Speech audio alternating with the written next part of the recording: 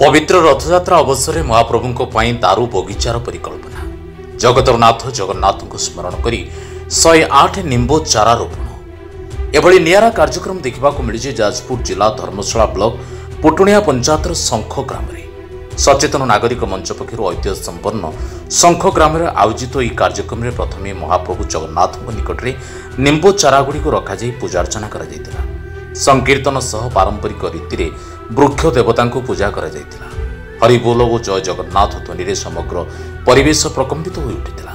यह अवसर 108 निंबो चारा रोपण कर मंचर आवाहक सरोजकांत बेहरा प्रत्यक्ष तत्वावधान में अनुष्ठित यह कार्यक्रम में कवाटबंध प्राथमिक स्वास्थ्य केन्द्र मुख्य चिकित्सा अधिकारी डाक्तर निहार रंजन कर जोगदे चारा रोपण शुभारंभ करते।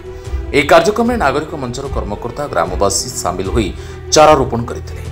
एठारे दारू बगीचा सृष्टि होगा फल जीव जगत सबुजिमा होगा सह महाप्रभु सेवार लगी पार मंच पक्षर लक्ष्य रखा। दारूदीयों पवित्र रथयात्रा यह हूँ तृतीय दारू बगीचार परिकल्पना।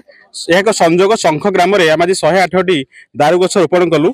आम गोटे भावना रही 50 कि 100 वर्ष पर यू दारू उभा हे विभिन्न ग्रामांचल में गोटे गोटे दारू बगीचा करी आम सबुजिमा सहित महाप्रभु को जोड़ा चाहूँ। आधुनिक समय आम कोविड देखी सारापर निम गछ होमती एक गछ जो देवता भी हमें प्रचुर परिमाण ऑक्सीजन मिले और प्रदूषण मुक्ति पाती आम निम गछ द्वारा। तेणु दारू बगीचा द्वारा हजार हजार गछ विभिन्न ग्रामांचल में बढ़ी उठू महाप्रभु भावधारा में आहरी विमोहित हूँ भक्त मैंने शह शह दारू बगीचा सृष्टि हो यही आम कामना।